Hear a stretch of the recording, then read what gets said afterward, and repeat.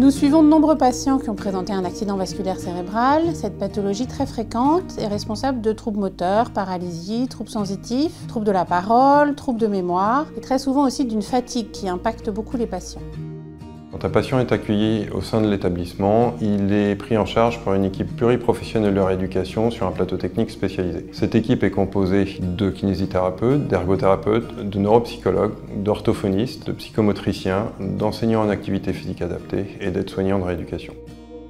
Mon rôle au sein de l'établissement en tant que kinésithérapeute, c'est d'accompagner le patient dans sa rééducation, de travailler sur sa mobilité et sur la reprise de la marche.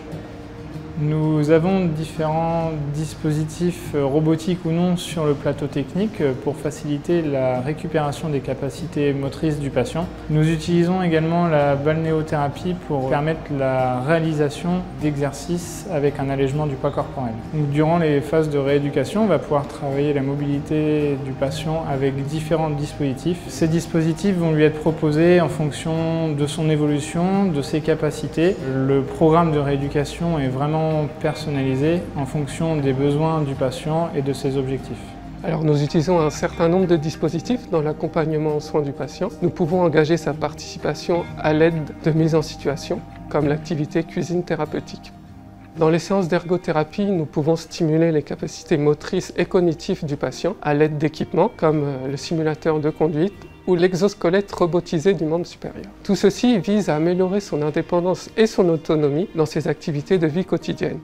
L'équipe paramédicale, en collaboration avec l'équipe pluriprofessionnelle, travaille à l'atteinte des objectifs posés dans le projet thérapeutique. Les infirmiers et les aides-soignantes veillent également au bien-être psychologique du patient et de sa famille. Ils sont à leur écoute, ils les conseillent, ils les guident et répondent à leurs questionnements.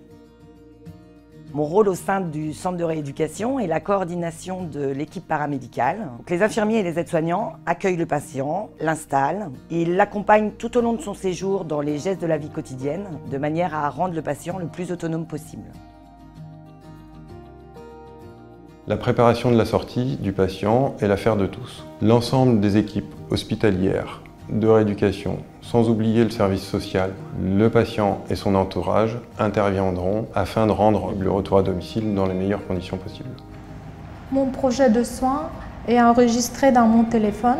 Par exemple, le matin, j'ai le soin ergo, le soin kiné et après-midi, orthophoniste. Je suis prise en charge assez rapidement. On a fait la demande de l'hôpital d'Avranches et déjà une semaine après, j'avais la réponse que je suis prise. J'étais très heureuse parce que ça me permet d'évoluer et récupérer ma santé presque 100%.